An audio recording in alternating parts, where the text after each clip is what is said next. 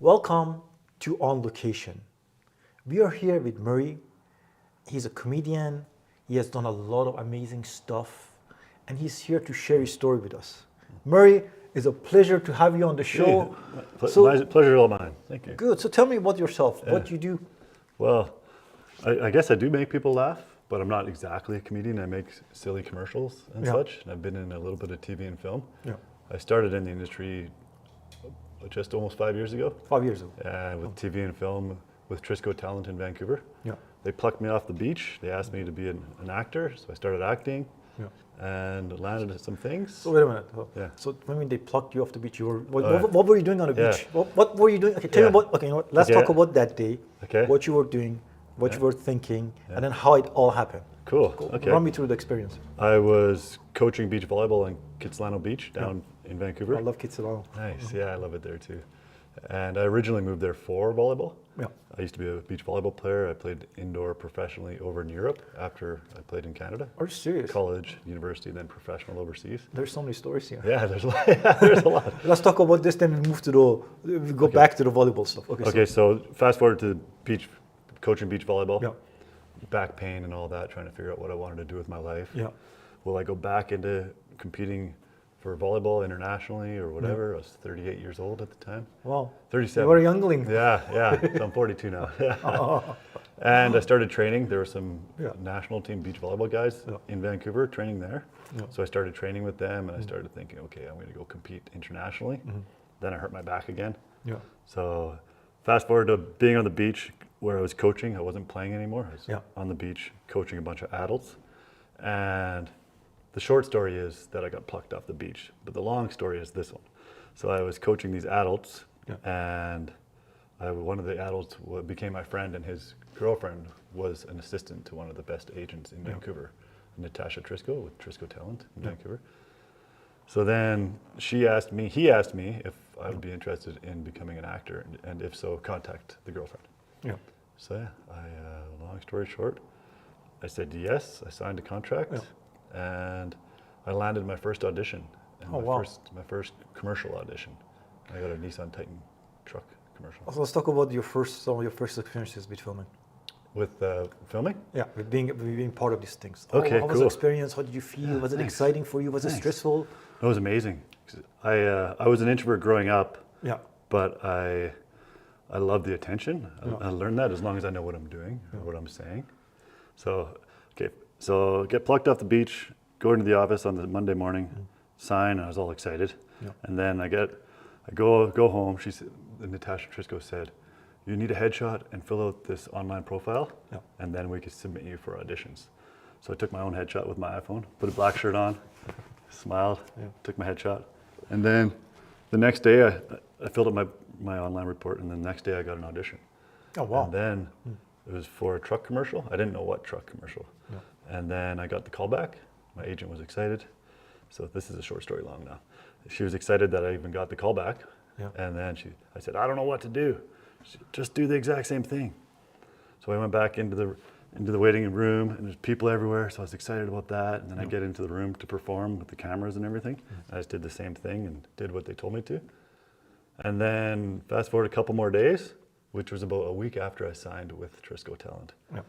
I get a phone call while I was coaching beach volleyball, but it was perfect timing. It was just so synchronistic. Yeah. I always, at the end of each practice, I would talk about everything and then give some homework and then say, okay, have a good day, everybody, cheer.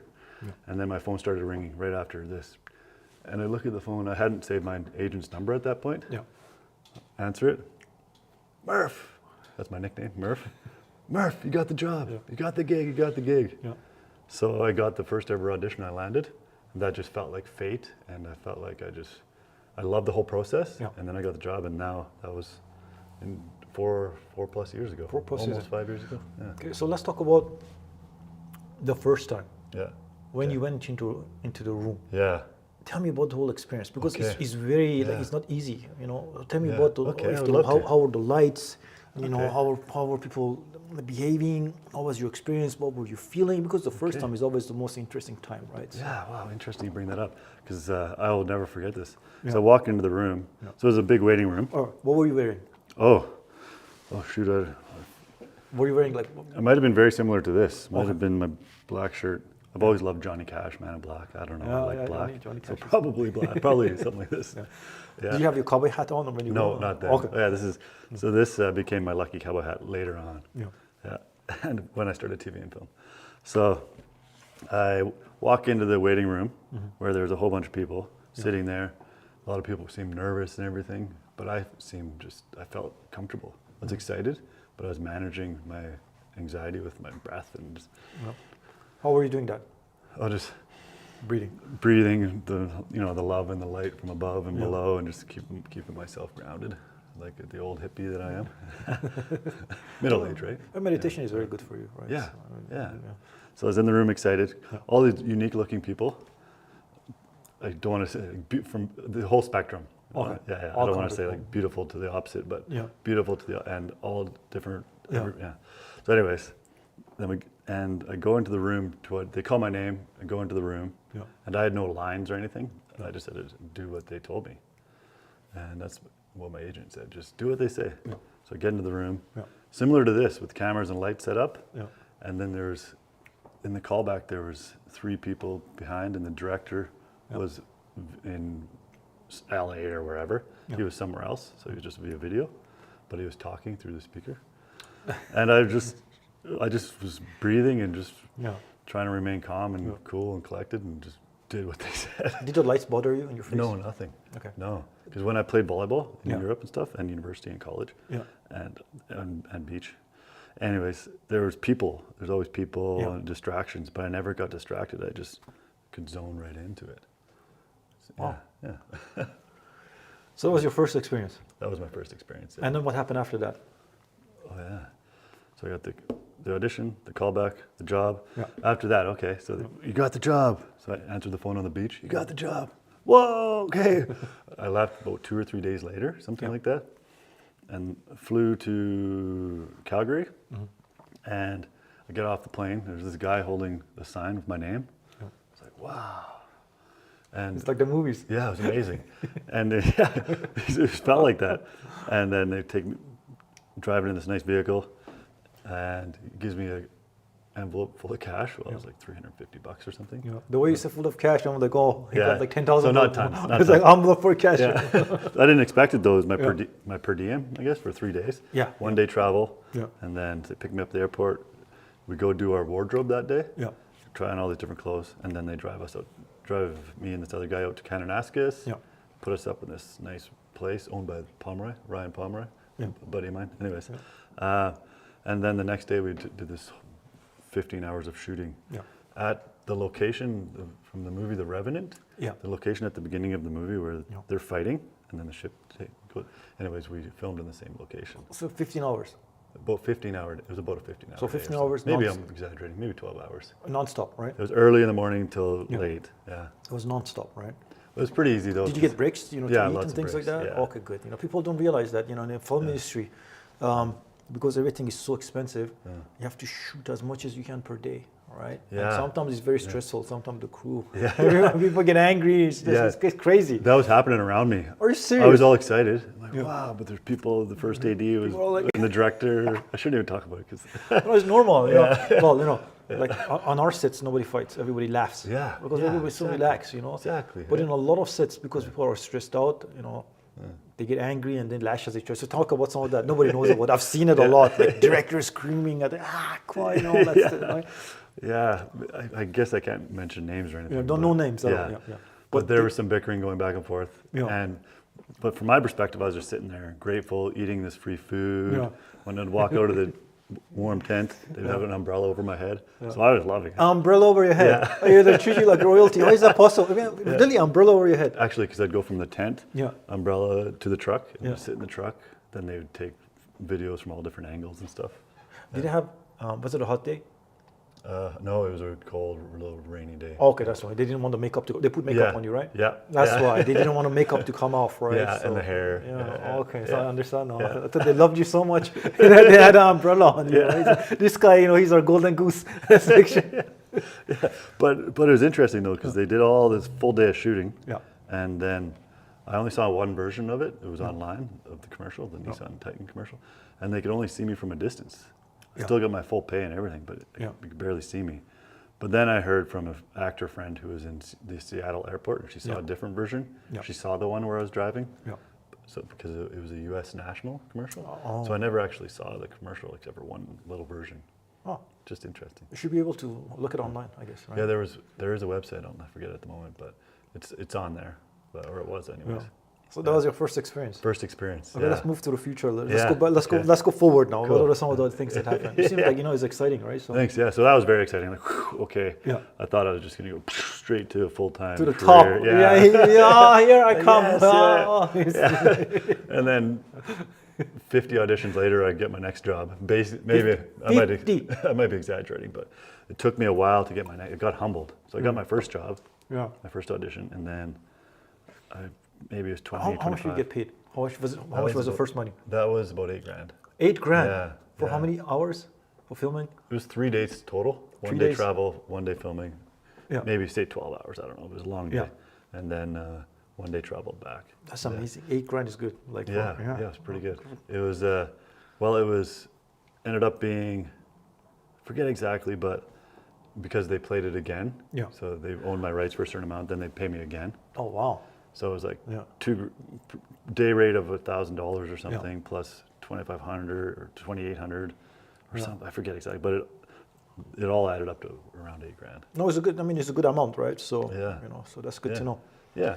So reoccurring would be nice. So what happened? So you went there. You're like, oh man, I'm on top of the world. Yeah. I'm gonna get all the big contracts and all that, and then boom, like there's nothing for what? How long didn't you had contract for before you go to the next step?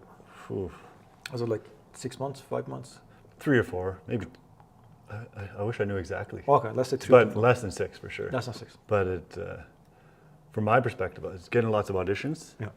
And I was close a bunch of times. I got a bunch of callbacks. I was put on hold, and I was close. Oh man. So I was getting the attention and getting to know people.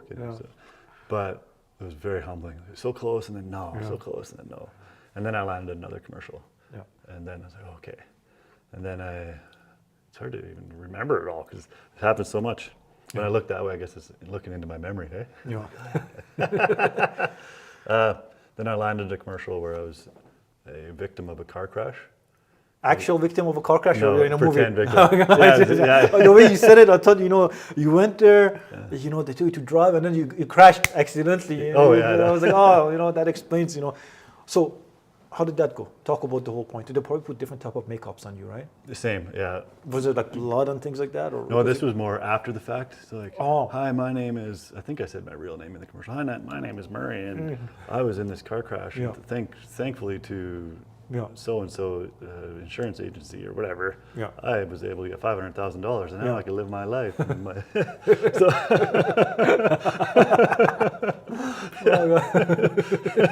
500. Yeah. So it was, but they didn't pay me $500,000. How much did they pay you? That one was just a couple grand or something. $500,000. Hey, give me $500,000. So that was just for $500. I would even come in with the neck brace and the whole. They helped me. Yeah, so that was fun. But then I wanted to get into more TV and film. I'm like, commercials is fun and all, but now it's fun. If you fast forward to what Jeff and I are doing, the local commercials, that's so fun. But after that second commercial I did, then I was interested in getting into TV and film. Yeah. And I was writing a script at the time about some bikers and stuff. Yeah.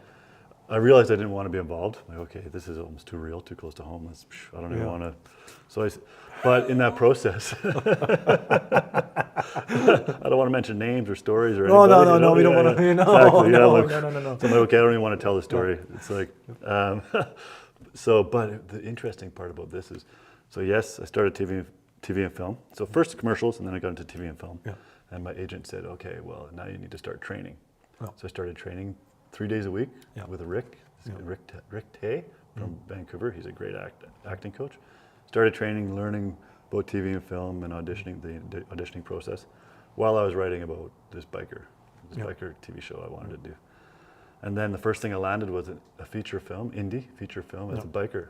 Oh, wow. Yeah. So I was like, whoa. That was about a month and a half or so after I started writing about it. So it happened, felt like it came to fruition. It was really weird. but then I scrapped that because I didn't want that to come back to me or anybody I know, the whole biker story. Okay, then I switched it to cowboy theme. Yeah. And then a month and a half or two after that, I landed my biggest TV show I've ever had. It's a small series, a small role, but I was a cowboy. Oh, that's what you had. Yeah. And then it's like, wow. So now I look like a cowboy apparently. Yeah. So, and I kind of live the lifestyle. I don't ride a horse to work or anything, but. Oh, you can't ride a horse anymore. So yeah, there's a lot of something going on. So now this is my lucky cowboy hat. So things like this, I will wear my hat. That's amazing. So, what was the role in that thing? Let's talk about that. Let's talk about the whole experience.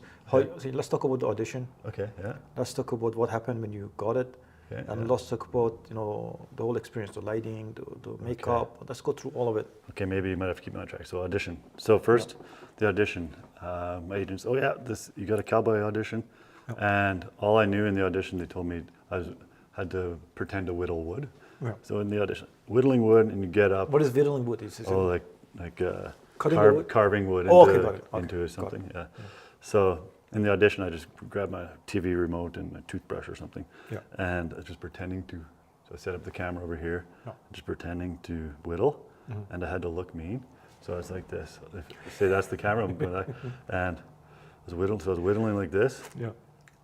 And then I see somebody I was supposed to be mad at or whatever, or kill or whatever, and so I get up and walk towards her. Yeah. This ain't no game, hon. And that was the whole audition. Oh, serious? Yeah. so then. How many times do you have to do it? Just once. Just once? Yeah. Oh, wow. Yeah.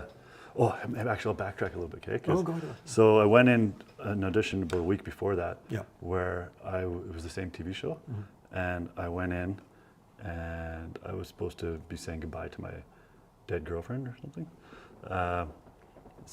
And I actually teared up. I pretended it was my dad that was dying. That's like the most sad thing, one of the most sad things. That's the hardest thing to do, to go emotional. So I went emotional. I was like, whoa, I did it. And they loved it. Yeah. But I didn't get the job, but I got this audition for the cowboy. And then. So you cried for nothing? Yeah. You cried, okay. Yeah. At first I was disappointed. I'm like, oh, I didn't get the gig. But then I got this. So they must have been like, okay, he looks like a cowboy. Let's give him an opportunity for this cowboy role. You don't want to cry as a cowboy. Yeah, no, exactly. Yeah. So I got the cowboy audition and went in, and I got the job right away. Oh, wow. So I did exactly what, I stood up all like, this ain't no game, hon, and did my thing. And they hired me as the murderous ghost cowboy in the hotel from The Shining. Murderous ghost. Why ghost cowboy? Why ghost cowboy? Yeah, because there's a hotel from like Jack Nicholson, or is it Jack Nicholson?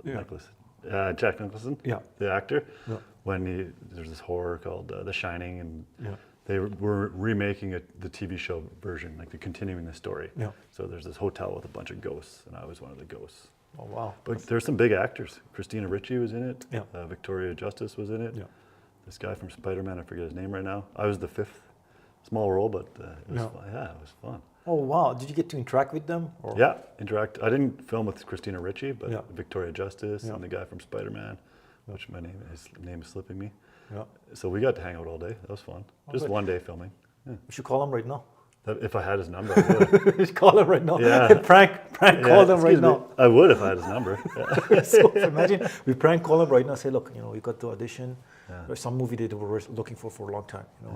Now you're accepted. Just wanted to know, blah blah. How do you feel? Let them talk, and then we see what happens. That'd be cool. That's cool. Nice. So did I answer your questions? Audition. I think I got it. So audition, and then let's talk about the experience of being on the set. How was it? Was it different than the other set? Were there different makeup, different people working on you? Because now you're going to something bigger, right? Yeah. So let's talk about that experience. Cool. Right? Okay.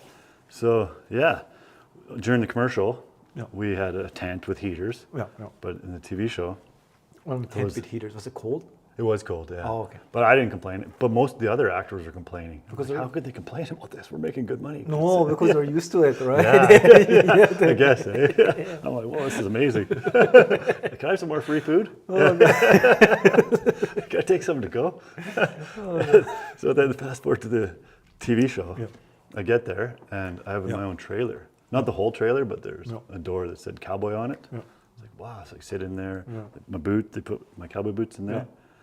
Not mine, the ones I tried on at the wardrobe. Cowboy boots, fresh socks, think they might have had like deodorant and whatever. They had a bunch of stuff laid out, and I was just loving that experience. And then they came, they'd tell me what to do, so they'd come, like, what's the third AD, I think it was, would come. I know more about the process now, but at the time, somebody came to get me, took me for coffee, and showed me where all the food was and everything. Yeah. You keep talking about food. Yeah. It's the most important thing for you. Yeah, when there's free food, I guess I just love it. Yeah. So I work for food. Yeah. Then show me the green room. Yeah. I would, yeah. And you shouldn't have said that. Now everybody's gonna call you. Yeah. You're gonna get so many calls. Hi, how are you? We heard that you want to work for food. So, we got. I do work for my passion, so I need to learn more. Okay, more when it comes to abundance. Like, you have to make money. That's the end of the line, right? Exactly. I mean, you're putting your energy out, right? You're talented, right? And then you charging for your talent. You have to get paid. Yeah, exactly. Right? So. But if you work for food, we have a couple of positions, Jeff and I. Okay, well, we'll talk after. We'll talk. Okay. Yeah, sweet. So so then fast forward to when they came to get me from my cowboy. Yeah. Okay. Okay. So talk about the makeup, the whole. What was different? Also, the difference between this one and then the other one, because I imagine that you're working on a bigger production, right?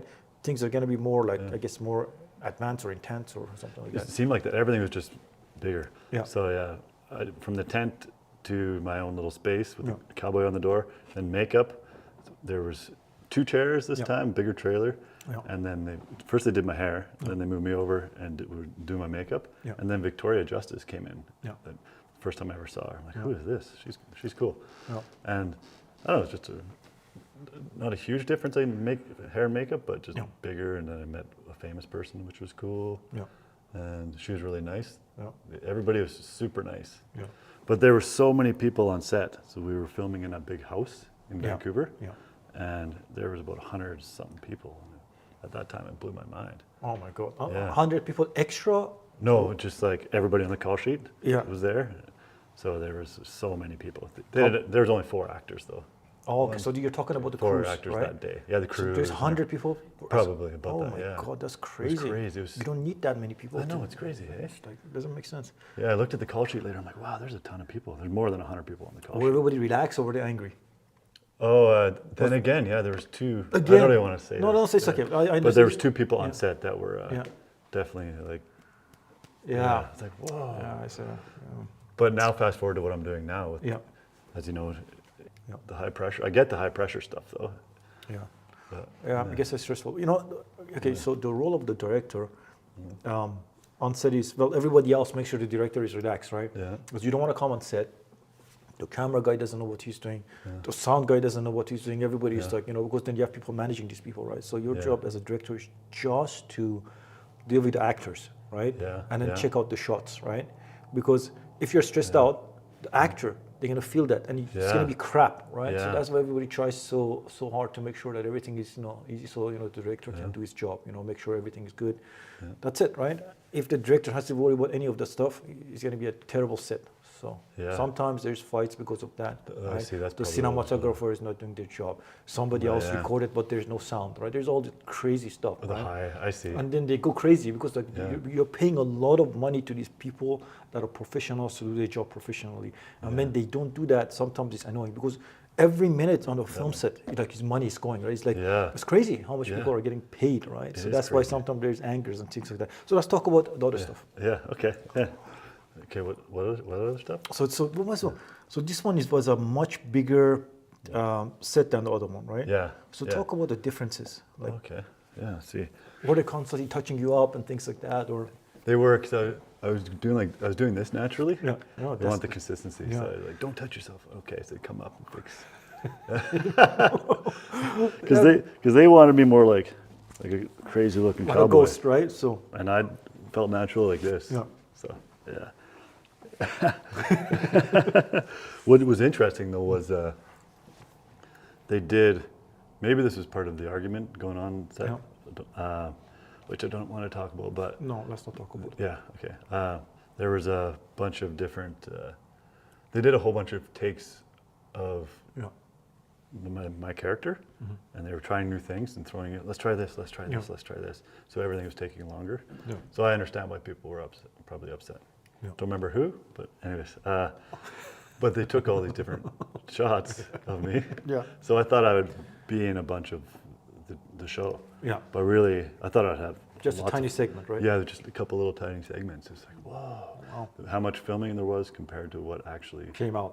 Yeah, couldn't believe it. Well, Yeah. usually, like, if you're good at your stuff, you know exactly what you want, right? Yeah, Usually, yeah. you have everything is already pre. Oh, Sometimes there is some improvising and things, but Yeah. usually you know exactly what you want because these things are pre-planned, like literally 1 year before, right? Yeah. But sometimes yeah. they change it just a little bit, but not like the way you're talking about. You know, so Well, I see. So maybe that was part of, that's why they got pissed off. Like, Maybe, yeah. Because it was, I remember it was taking like way longer than they were thinking. Yeah. Oh man, I remember some of those days. Yeah. It was tired, it was hungry, you know, it's cold. Yeah. People were getting angry. There was one director we were working on. We were working with like literally like the people they just wanted to like really like I don't want to say it, but they wanted to take care of him. They were it was like anger on set, like it was crazy. Like it was just oh my god. Yeah. We had to shoot the scene like I don't know, he didn't know I think what he was doing. So he made us like shoot something like literally 20, 30 times, right? Everybody's tired, everybody's pissed off because then you have to, you know, data transfer, or, you know, make up all this stuff, right? Yeah. It's crazy. And the lights, nobody was using LED lights, right? We were using halogen lights, those giant lights. It's hot. Everybody's like, you know, everything's melting, right? And then the main character is in a big, like a suit, like a big, like a bear suit, right? Yeah. So it's hot inside. It's like, I'm dying in here. Help me. Help me. It's crazy. It's crazy. That's awesome. When you had to go to the bathroom, we all had to like wait literally for like 30 minutes. You had to go take all this stuff out, you know, get all this stuff, come back, you know, make sure everything is perfect for continuity, bring him back, set up. It was crazy. It was crazy. Yeah, that's hilarious. He left, I think. He never came back. Oh, after he never worked with that director again. He's like, I'm good. I'm Yeah, good. you imagine, right? You know, in a hot suit and then all these lights around you, right? So it was fun. yeah. There's a lot of funny things that happen on set, right? So now when we see something that's good on set, we love it. Hey? Yeah. I got to jump into. So I worked on set last year. I just joined behind the camera because I'm still doing lots of auditions, not getting a ton of work in front of the camera. I'm like, okay, why don't I jump behind the camera? So I went to in locations for a show called Lucky Hank. Yeah. Bob Odenkirk. He's the #1 actor, and he's the one who put the money in, I believe. And he hired everybody he loved, basically, and they hired who they loved. And it was an amazing set, and everybody was positive, and it was awesome on set. Yeah, when you're positive. Yeah. First, you know, the most important thing is that it takes a long time to find the right crew. Yeah. Right. Yeah. Unfortunately, on big projects, it's very hard to you know manage to bring the right crew. But if you have the right crew, and everybody is on par with what you want to do, and you pay everybody really well, people are happy to work with you, right? Yeah. And then there's a lot of people like what we do, everything we do. It has to have some kind of benefit to the society. It has to be something positive. Like I will not make any movies or anything like that that is not beneficial, right? So everybody's on par with that. So when people work together, everybody's laughing, joking, enjoying all that stuff, right? And it's such a good experience than going on sets when everybody's pissed off and they hate the project. Yeah. Totally, like it's crazy. Like you just, it's like a black hole of negativity. It doesn't work, eh? It doesn't, right? People are just angry. Yeah. Like this interview, this is so negative. Can't even joke. Cool. Well, thanks. Thanks for your time. Yeah. Where are you going, man? You know, this is just the beginning. I know. I'm just expressing. Yeah, it's fun. Yeah. Cool. Okay, so you were behind the camera. Were you filming? What were you doing behind the camera? Just in locations. So I was an entry-level job just to get my foot in the door to get to know people. Okay, so you were just going on locations, or were you managing the location? Oh, I wasn't managing. No, I was just one of the entry-level locations. Where in the morning. No, not a gaffer. Where I would be doing traffic in the morning, and then I'd have my area to make sure the garbage cans are empty. Well, first off, the generators are on. Oh, that's the electrician that did the generators, but they'd turn the generators on. I'd make sure the heaters are working, and the tents are up, the chairs are up, and the garbage cans and all that kind of stuff. It's so fun. Movie sets are so fun. Like, there is like, you know, one thing is you never get bored of it. No. There's always a new experience, and there's so many things you can learn, right? And the technology keeps advancing, right? Now they're using, I think, more LED lights, right? Before it was all these giant halogen lights. I think they're still using it, but it was so hot, right? And then you had to, anywhere you used to go, if you didn't have the generators, if you go to buildings, you had to make sure the breakers could handle all these lights. Sometimes, like, you know, they would go out. No wonder they make a lot of money, those electricians. They're there at the very beginning, before everybody else, and at the very end. Yeah. Like they have long days, and the truckers have long days too. Yeah. And they have to make sure nothing burns up, right? What if, what if the things cannot handle it and then you have a fire, right? Yeah. Who's to blame, right? So they make sure, it's very important. Imagine, imagine your city's burning. Yeah. Everybody's running around, right? Which is kind 100 people. Which is kind of happening right now with the strike, hey? Everything's like, whoa. Yeah. The TV and film strike. That's crazy. Yeah. Yeah, that's I crazy. think it got to do with the AI. Yeah, I don't really know. I haven't asked too many questions. Although AI is kind of taking over everyone's job, right? Yeah. And he has like access to everything, right? He could do things like 100 times better than us. Well, no, Yeah. I'm under exaggerating. But- a million times better than us but, when it comes to writing. People Yeah. are making like codes and apps and things within like seconds and things like that, right? It's crazy, eh? So totally, you're going into a new, you're going to uncharted territories right now. Yeah, hopefully That- we learn to work with the AI. Eh? Yeah, but of course, you have to work with it, right? Yeah. But it's like, whose job is in danger next, right? Yeah. It's yeah. even like there was a lawyer. He created this AI. I don't know. He did some plugin and it created a version of the AI, and he was fixing the cases better than any human. Whoa. Yeah, that's so like it's crazy because he has access to all the law. He knows right? it all. Yeah, it comes out right as a Yeah. human. If you're a lawyer, right? Like all the codes, all the books. Yeah, Like, hold on. yeah, I'm paging it. No, this thing does it in 2 seconds. Yeah, yeah. And there's no like, it's crazy. In some countries, I'm gonna not name. Yeah. In some countries, they're actually making the judge AI. Oh, wow. So you go in front of an Makes AI sense. judge, right? But it can make mistake. It's not perfect, right? Yeah. So what if you made a mistake? Somebody, right? It's not like Yeah. there's no emotion. No compassion or Yeah, anything? there's zero emotion. It's all logical, right? Oh, yeah. It doesn't take to account, the emotional side of things, Yeah. And it's just like very logical. You did this. now it's locked up. Get out. Ooh. Oh God. Yeah. That's crazy when you think about it, right? That is crazy. Okay, so talk about what happened after that, after this. Okay, so commercials and then TV and film started, and then I did the cowboy, the biker, and then the cowboy, and then I did this little project for. It was one scene we did. We were starting. Yeah. It was potentially going to be more of a show, but where I was a heavy in a prison, so I was a tough guy in a prison. Okay.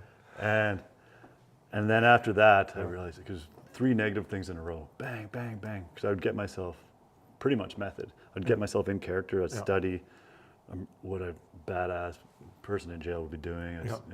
So I'd get myself in that headspace. Even though I'm really positive, I felt the energy here just didn't feel right. Yeah. So I went and lived on the island for a month. I rented a house for a month on the island and was just decompressed. This was in December of a couple of years ago, after I did those 3 roles. Went decompressed, and then after that, Did it take a heavy toll on you? Not heavy, but mentally? a little bit, yeah. Yeah. Yeah, it was just negative. Yeah. Because I'm always in my mind like, okay, happy-go-lucky, I love everybody. Yeah. And then when I had that mindset, it was more like, okay, if this guy tries something, like like that kind of mentality, I'm like, whoa, okay. It's crazy how your brain works, right? Because you can't change the crystals in your body with your thoughts, right? Yeah. So when you think negative, they become like almost like vicious, right? Yeah. And it takes a total energy, bad energy. There's a guy, I don't know if I can name him, Greg Braden. He studied the DNA.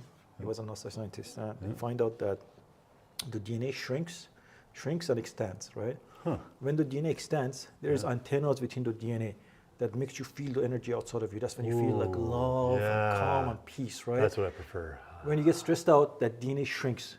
It doesn't have access to those. Makes sense. It doesn't have access to everything, right? Oh. So what happens, anytime you get stressed out, the DNA shrinks for 48 hours. Okay. Only way to bring it back, if you have to meditate or think about positive stuff, to slowly to open. And I think sometimes you're always in that compress, and then that's when bad things keep happening, right? Injuries, right? Because you don't have access to your full, I guess, energetic stuff, right? So that makes a lot of sense. it's crazy. So that makes sense. So 3 months, 1 month, you said, how long? I just left for 1 month, but then I didn't have any auditions for a couple months. Yeah. Couple months because it was January, February, slow season. But then things started coming back, and I auditioned for a golf commercial. Yeah. And At the time. I actually saw your golf. Oh, did you? Yeah, The very first, yeah, thanks. So the first one I ever did before with Jeff, before the stuff I did with Jeff and Aberdeen, auditioned for this golf commercial. I had a beard at the time. That's what I was wearing as the ghost cowboy and the jail guy, the heavy and the cowboy, and I mean the biker. Anyways, I shaved into a mustache. Yeah. And that's what I figured they would need for this character. Yeah. They hired me for the job, and the director, he was fantastic. Their set was amazing. They were super happy and everything. And he helped create my character to bring out that silliness in me. Yeah. And I loved the result of what he made. Yeah. So after that, I'm like, okay, the feedback I got from people in the process of being in this silly character, I loved it way more how I felt afterwards and during than when I was being the murderous ghost cowboy. Yeah. You know, I want to do both in my career. Yeah. But so now I know my characters. Yeah. So my commercial character is I could be professional if I needed to, whatever. Yeah. But I like the silly, goofy golf character. Yeah. But my TV and film is going to be maybe the cool uncle, whatever. But the tough guy, the biker, the cowboy, or whatever. So let's talk about the character. How it was developed. How I guess you advance the character, right? Once you have a character, you keep improving it, right? So let's talk about how you made a character. What is the character? Yeah. And then some of the things you added. Yeah, well, I can't even take credit for that right away, except for the mustache. Okay. So the director, his name's Kevin. Yeah. He lives in Vancouver, and I forget his last name at the moment, unfortunately. But anyways, he totally developed my character for me. Yeah. I just went to set not knowing that the morning, so I went to set the morning of that golf commercial, not knowing what I was going to do. He just laid it all out for me, and he would direct me from behind the camera, and even before every scene, he'd be, okay, this is what we're going for, and he would act it out. I'm a visual learner, and he's a good actor too. He would act it out. I'm like, oh, okay, I'll do it like that. Yeah. So then so he just taught me along the way, and then I just kept going with that. Yeah. Then he hired me for another project, actually, for this music video where I was a mattress, but he wanted the same silly character. Yeah. So I don't know. So let's talk about the character. What does it wear? How does it talk? Let's talk about that stuff, right? Let's talk about the meat and the gravy. Is it meat and gravy? I guess. Yeah. So for TV and film, I try to keep it more realistic. Yeah. For commercials, I just exaggerate everything. Yeah. So. Am I even allowed to say this? We could cut out if, anyways. But I play like the dumb white guy. Yeah. So I over exaggerate everything. Yeah. So everything I do, just lumbering around, just oblivious. Yeah. I don't know what's going on. Maybe there's not much going on in his mind other than just being ridiculous and doing whatever he wants. So, like for example, this last commercial we did was a reel for Aberdeen. We're telling a story where there's these three guys about to golf, and there's a single that joins them. Some people, I know when I'm golfing, I prefer not to have the fourth come along, unless they're a cool guy. Yeah. So I come along in my character dressed up like Tiger Woods, thinking I'm the coolest guy alive. Yeah. And I come screeching in, like I just barge in, and basically act like a total oblivious, dumbass. I don't even know how to explain the character. He's just silly and ridiculous. What does the character wear? Red shirt, if it's summertime, or wintertime. Big boots, big gum boots, because it's his favorite boots. Are they big gum boots? So those are his favorite. That's what he wears. Shorts or pants with these big gum boots and a red shirt like Tiger Woods. You know. Yeah. So where do you see this going in the future? Where are you going with this in the future? Like your whole career and then all of this stuff. Yeah, good question. So I still don't really fully know. I'm putting my intentions out there to do my best in TV and film, whatever comes my way. But I would love to that character, the silly character, commercial character. I'd love to continue that on. Yeah. But I know that doesn't work with all the brands or all the companies. Yeah. I would like to work with some companies that don't want that character. So I should probably figure out a different character. Maybe just myself. Yeah. So. I just want to continue on with commercials and continue on with TV and film and see where it goes. But I want to help people in the process too that want to become actors and stuff. Yeah. Let's talk about that a little bit. How are you going to do that? Let's talk about the process that you want to help people. Oh, okay. So a studio like this. So now that I'm in my hometown, Prince George, And now I could live here because TV and film, I could audition via video. Yeah. So I could live at home. So I'm living home now. Yeah. Living at home and a studio space like this. Yeah. And I want to put the word out that, okay, who here in Prince George wants to become an actor? Yeah. Commercials, start with commercials. I think that's a good way to get used to it. And then get into TV and film. And help them, my agent's on board with this too. And help them get an agent. If my agent's not interested, she said she'll come up too. Or we could just do Zoom calls. So long story short, everybody who's interested would come to the studio ideally, and then we could hook them up with an agent and then start them auditioning. And then I could help the auditioning process here in the studio. Oh, that's good. That's perfect. Help edit, help direct, stuff like that. Yeah, it was fun, man. Yeah, thanks. So I'm just trying to keep going, and there's so much to do. It's such a vast, what's it called?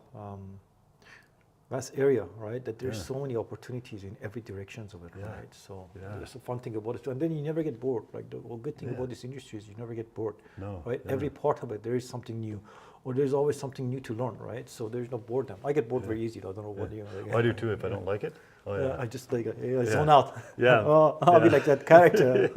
Totally. So that is part me too. Because if I'm not interested in something, I'm definitely like up in my own world in my head for sure. So let's talk about some of the things that we haven't talked about. Let's talk about your volleyball journey. Oh, okay. I didn't know that you were a champion, right? Were you volleyball championships and things like that? I was considered pretty good. Pretty good, yeah. So let's talk about how that started. Okay. Right, and then how far you went with it. Okay. That's very interesting. Okay, can I jump way back? You can go way back. I'm going to ask questions about your childhood too. Okay, cool. Childhood. Okay. So I love sports, and I was an introvert actually, and I felt really comfortable playing sports. So I just did a lot of that. And the ADHD or whatever it is, I could give me a ball, I could just spend hours on it. Give me a hockey stick, whatever it is. So, I love skiing. I know what you mean. The ADHD is crazy. Yeah. It gives you laser focus, right? Yeah, if you care, if you're passionate about it. If you're passionate, if you're not passionate, God help you. Fall asleep, right? Exactly. I'll pretend to. So all these different sports. I started skiing. Then I became. So you started skiing first. Yeah. Well, I was playing baseball in the summertime, skiing in the wintertime, and volleyball, basketball during school, and golf for fun. And then skiing, I competed in the winter times, and then I started for Nancy Green. It's called. I did Nancy Green for 3 years, and then I did freestyle for 3 years. And first year of nationals when I was 12 years old. Oh wow! I ended up. I used to do. There's 3 sports in freestyle, which was like ballet skiing. Oh, you did ballet? For skiing, yeah, I did. Oh, ballet for skiing. That is hard. So I was national champion. I got national champion. You're a national champion? Yeah, for youth national champion for ballet. 12.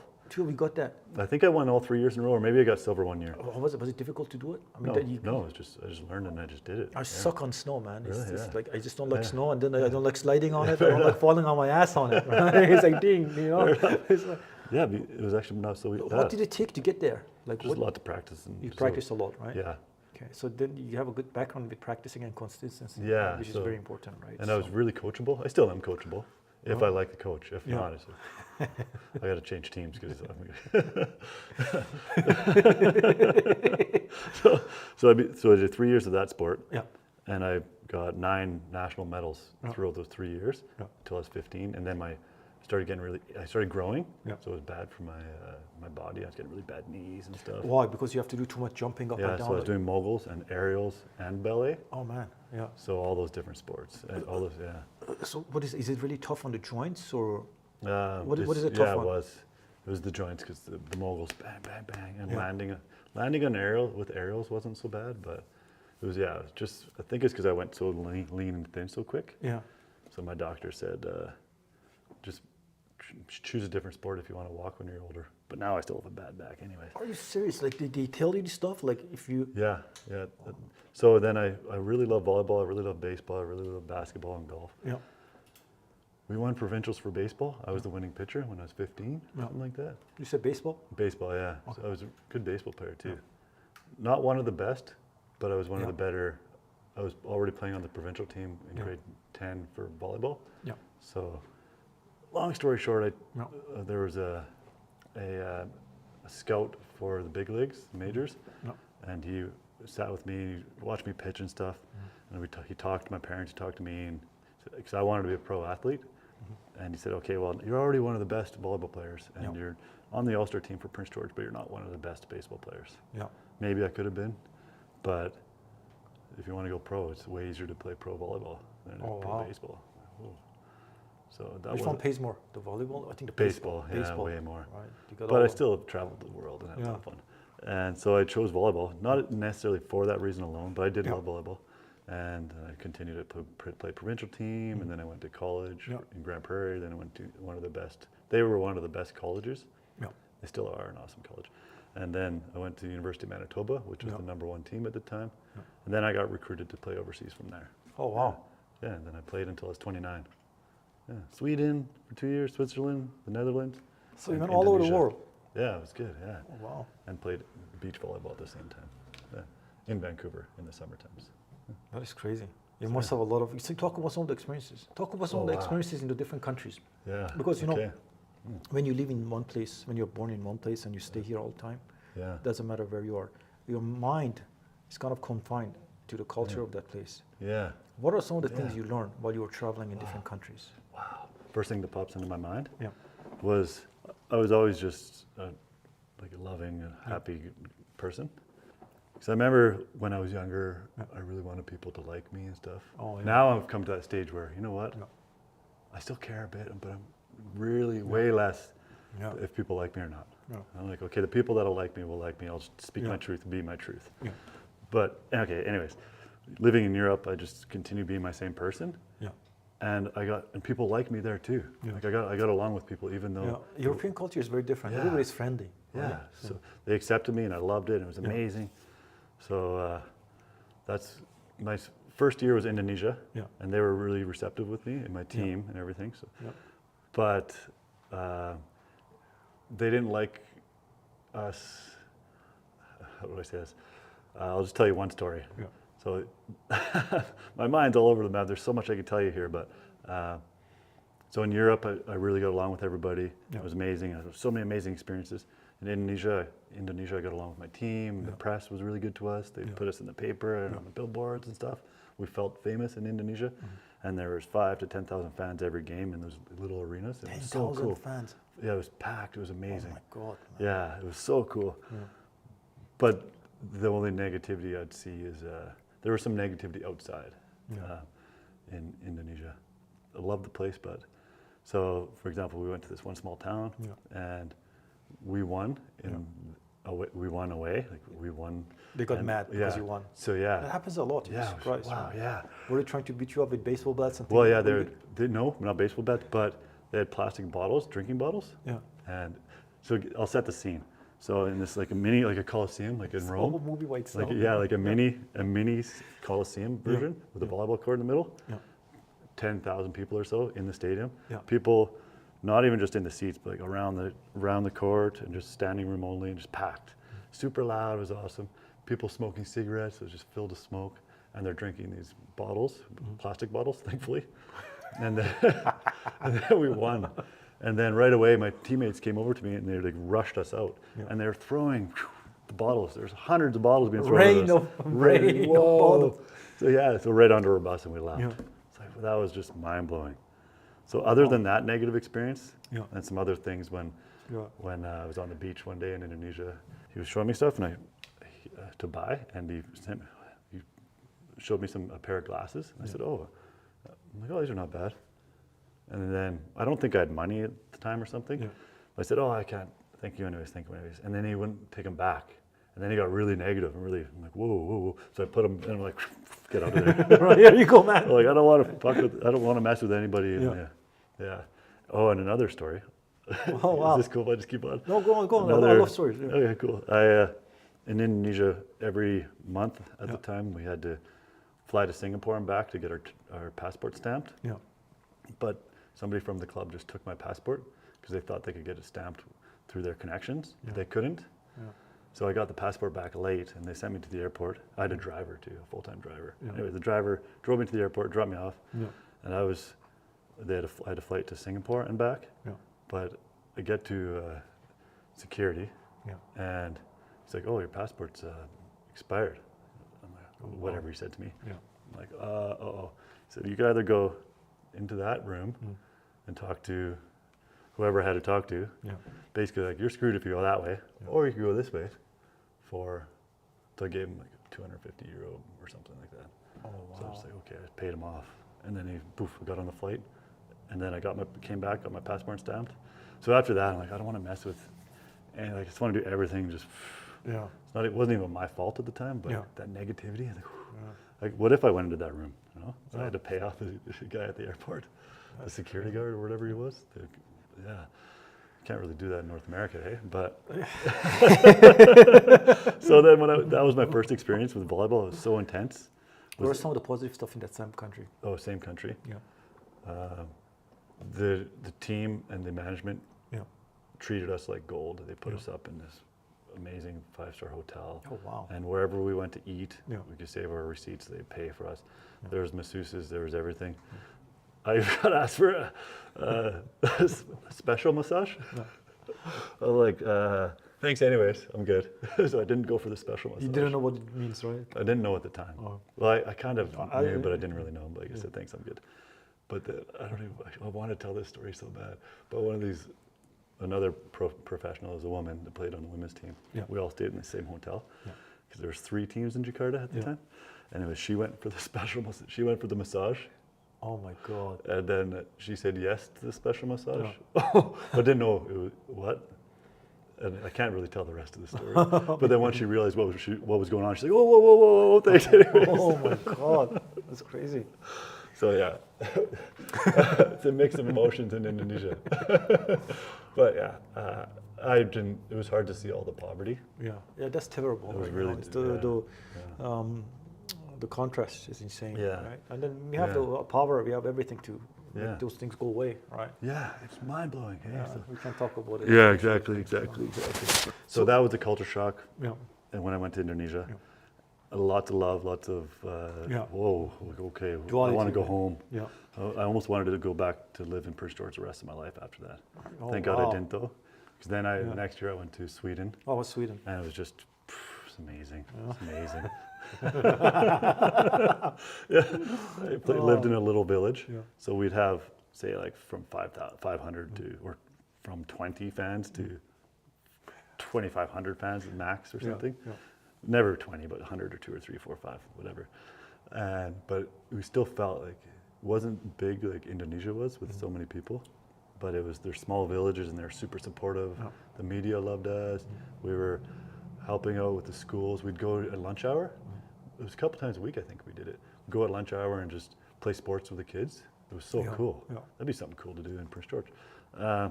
So we really, we exactly inside. Nobody wants to come out, man. I don't want to go out. So Europe, I just love the whole European thing. 2 years in Sweden, a year in Switzerland, a year in the Netherlands. Netherlands. And Netherlands. Netherlands is awesome. They were so much fun. Oh, sure. Tallest people in the world apparently, and they were. I didn't feel tall there. You're pretty tall. How tall are you? 6'3" only. I look more like 6'5" because I'm so lean. You're 6'3", right? Yeah. So how taller were the Netherlands? Well, one guy on our team was 7'1". He was a beast. 7'1". Yeah. 7'1". Yeah, he was huge. Oh wow! Yeah. You had to climb him up to shake his hand. But they play hard, party hard. The Dutch. Yeah, the Dutch are right. And very blunt. Yeah. I learned a lot from them because I'm not so. I'm more blunt now. Yeah. But at the time, I was blown away how Dutch they were. I mean, how Dutch they were. How blunt they were. Some of the things, if you can say, some of the bluntness. Like, how is it? Okay, for example, my coach, Ronald Zuidsma, he's amazing. He's a beauty of a coach. But he got mad at us once because my buddy and I, he played for University of Hawaii back in the day. Then we were playing on the same team. We were roommates, and we wanted to spice it up. So we wore these big, colorful bands around our head, like Rambo. While we were playing, and we kind of came in silly, but professional. But maybe I learned a lesson after this. And we still played our best and everything, but then we lost. And then in front of the team after that, he's like, what were you, blah, blah, blah, unloaded his feelings onto us. Basically, this loss is all yours. This is ridiculous that you guys would even come to the game. So that was the bluntness, just being like, don't do this again. Yeah. But I learned, oh yeah, why would we do this? We come to this team and then act like this? I don't know. So I more like just fell in line after that. You know? Don't need to. But same coach. Yeah. Do I say this? Yeah, who cares? Doesn't matter. Play hard, party hard. He would invite us. He helped us, not helped us. He accepted us to be part of his family, sort of. Yeah. He had my buddy, the guy who played for University of Hawaii, and myself. Every Wednesday we'd go to his house for dinner, but we'd also have drinks. Yeah. So every Wednesday, every Thursday we were hurting at practice. so we had a lot of fun. Yeah. That's amazing. Nice. I could just tell stories forever. So what else happened after that? Yeah, good question. Okay, well, I'll tell another story about living at the Netherlands. Came to the end of the season, and we weren't bad enough to get delegated, but we weren't good enough to make the top four. Okay. We were playing for 5th and 6th or something at the time, and it wasn't a big deal to me at the time. But I was selfish in this decision. But when I quit skiing back in the day, one of my best buddies at the time, Chris Wong, he was competing as well in freestyle, and we said, if you ever make nationals, if you ever make the Olympics, I will come no matter what. So fast forward to when I was playing in the Netherlands. I was playing, end of the season came, we weren't going to get delegated, playing for 5th and 6th or whatever. And then my buddy makes the Olympics. 3 weeks before the Olympics, he makes the Olympics. Oh, wow. And I'm like, whoa. So there was no flights, no accommodation anywhere in Torino for Torino Olympics. And no, there was flights, but there was no accommodations and no tickets to the event. But I booked a flight anyways and told my team I was going. They said, you can't. Like, okay, well, I'm going. So I went, which probably wasn't the best move for my career at the time. I still got a contract after that, but they didn't want me back after that. Oh, wow. They didn't accept me back to the team after that. It's like, okay, humbling. But my goal was to play 5 different seasons in 5 different countries anyways. I went to the Olympics and to watch my buddy. And the day before, I still had no ticket to the event and no place to stay, but I was going no matter what. Like, I'll sleep in a bank if I have to, in like the bank machine area or something. I was going to too. Oh my God. How old were you at that time? 26 or something. Yeah. Your body can handle it, right? Yeah, like, I don't care. I'll make it work. Was it summer or winter? Yeah, winter. Oh, Winter Olympics for freestyle skiing. Yeah. So then, but my buddy went on the news. He told the story about his friend coming because none of his family members came or anything because there's no accommodation, no tickets. So, like, so but I just risked it. And he said it on the news, and this guy from here, he's a beauty, Jeff, and he contacted me. So my buddy told the story. What's going on? My best friend's coming, and he's got no tickets, no accommodation. So within 20 minutes of that, somebody called. This guy from Coca-Cola called my buddy's mom, and through her offered me accommodation and tickets to hockey games, and so I went to Torino. I had full accommodation with Coca-Cola, and tickets to the event, tickets to hockey games, tickets to parties, and had the best time. Yeah, so it all worked out. Well, you just made you just took a risk. Yeah. Most people don't take risks. No, so no problem there. But then I went back after the Olympics. Yeah, and they were like, no, we don't want you. And I was on the bench the rest of the year. But you got paid, right? I got paid. So you got paid for nothing, right? You could have had another, do something else. Yeah. That's crazy. Yeah. So. You work very hard in your life, right? And it shows. Well, you slack off in some places, right? But but like the way I'm looking at your life, you're very consistent, right? You took risk all the time. Yeah. You went and got experiences that most people don't have, and then you're a risk taker to some degree. All right? Yeah, 100%. What is your advice for people who want to be an actor and who want to be in sports? Because we have both of the knowledge, right? So what are some of your advice for somebody who's, let's say, was your age when they started? What can you pass on to them? What, my age now? Or no, younger. When they were younger. Yeah. Okay, yeah. I would say just keep going in the sport. Or so if you're a musician, I recently had a musician ask me this actually. He's like, I want to be an actor. Yeah. I'm like, okay, well, you're an awesome musician. Yeah. Plays for Chase the Bear in Vancouver actually. And I'm like, if you want to be an actor, just keep going on your path and keep those intentions of being an actor and maybe keep train or whatever you have to do, but just stick with your passion now. Yeah. And then I believe it'll just fall into place eventually with acting. Yeah. So that'd be my advice. Just keep going in your path now and set that intention, plant the seed in your head that you will be an actor down the road. And I believe if you just keep on going towards what you want, it'll just happen. Yeah. Yeah. So when you say believe, what are we talking about here? Are we talking about a daily routine of thinking about what's happening? What is that? Yeah. Let's talk about that a little bit. Yeah. Now I like to think it's more like knowing, but it's still the belief that it's going to happen. Yeah. So for me, I'm not super structured. I do well when I'm structured with sports and stuff. Yeah. But for me, it's like, just the belief. Yeah. And I write my list every day. Yeah. Like on Sundays, I start my list and then try to reach most of my tasks for the whole week. Yeah. So I guess structure or tasks or whatever you got to do, but just keep on going towards your intention and believing it. So, which is hard in our reality. Yeah, it is. Because full-time jobs and this and that, it's hard to actually remember, like, this is what I want. This is the passion. Yeah. What about sports? What do you have advice for sports? People who want to get into sports. Oh yeah. You're gonna be not without swearing. You're gonna be we're gonna be crappy. You're gonna be terrible. You're gonna be not very good for a while. Yeah. So just keep going. Yeah. So maybe you start off, you're talented, but then it's just a grind. Just keep on going if you have the passion for it. Yeah. Good question. I don't know if I have it. What is my best advice? Just keep going. So have you read? Do you have 3 books that you think are good for people to start or no?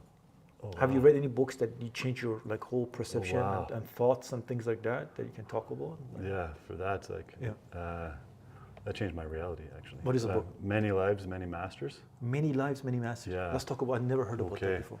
Yeah. So I studied psychology in university and then started getting interested more in that stuff. Yeah. And then I had some mind-blowing experiences where I believe I died and came back to life and stuff like that. Yeah. And I felt like I changed a little bit. Yeah. And then I read this book. This book fell in my lap. Many Lives, Many Masters. I forget the author. Yeah. He was a psychiatrist. Yeah. And he would hypnotize people, and he would heal people, and he swore he could heal anybody. Yeah. But then he met this one person who he couldn't heal. Yeah. And then after a year or so, and then he would hypnotize her, and then she'd go back into, which she didn't realize at the time, but then it was to past lives. Started getting back into past life stuff. Yeah. And then one time he hypnotized her, and she went back into a past life where she's like, oh, I forget exactly, but she was running through her village, like hundreds of years ago or something. She was running, and the water came, and she drowned, and she's dead. Oh, boof. But she was deathly afraid of water, and like even drinking water. So. And then after she went back into her past life through this hypnotization, she was no longer afraid of water. So then this guy, the psychiatrist who was not a believer of any past life stuff, wrote a whole book about all of his experiences. Yeah. And that was Many Lives, Many Masters. Yeah. And now there's a bunch of different other books. So that one was one of them. I got to check it out. Yeah. How did it change your life? Just more keep an open mind to the reality, reality of maybe there's something other than just skin and bone. Yeah. And then that was a whole different path, and now I'm on. I like what you say. There's more reality to skin and bone. Yeah. Most people, they're limited to the physical body because they don't see anything. Yeah. There's the whole other stuff out there. Exactly. Right? Okay. Can I say one more thing about what I would give advice to? Yeah, sure. Yeah. So, if you could visualize it in your head, because I used to visualize a lot and then do it. Yeah. Even before a serve, in my mind, I'd know where I'd want it to go. So, if I say I was behind the line in beach volleyball, I was about to serve, I would visualize what I was going to do, and then open my eyes and do it. So I'd take a breath with my eyes closed and visualize what I was going to do, and then open my eyes and do it. Yeah. So I believe if you can do it, if you go visualize it, you can do it. So that's my advice. Visualize all the positive stuff happening, and then just do it. And I got way better once I learned to visualize. Way, way, way better. Oh. Yeah, it's crazy. Actually, my coach taught me to visualize back when we were skiers, and then I would just do what I visualized, and then it became national champion and stuff. Yeah. And then I forgot about that for a while, and then I started doing it later.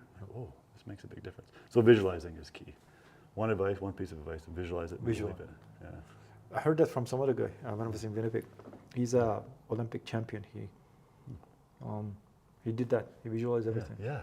And it works because your brain doesn't know the difference, Yeah, right? It exactly. cannot differentiate to experience. And then I guess you bring it to your reality. But Exactly. It's just beautiful.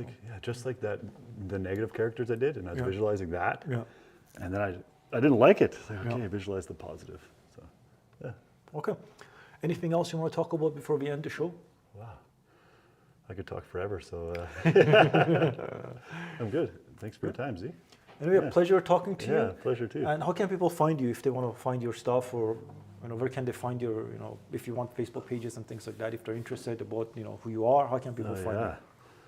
Through Instagram. My Instagram is Murph Laidlaw, so MURF. LAIDLAW. That's my Instagram. And on Facebook, just Murray Laidlaw. MURRAY. LAI. Okay. It's got to be shorter, but Make it shorter. I'll make something eventually. Okay, it's a pleasure having you on. Z, cheers. Hope to see you soon, and then maybe we do some projects all together. I would love that. Okay. Cheers. Wish you the best. Thank you very much. So many cameras to look at. Thank you very much for joining us, and we're gonna see you on our next episode. I hope you're having an amazing day, and learn to follow your passion, not to give up, and be persistent, because you know what is going to have amazing results for you. Life is short. You never know how long you're gonna be here. Do something you love, because you're always happy. What do you say to that? I love that. Do something you love. I love it. Thank you very Great. much.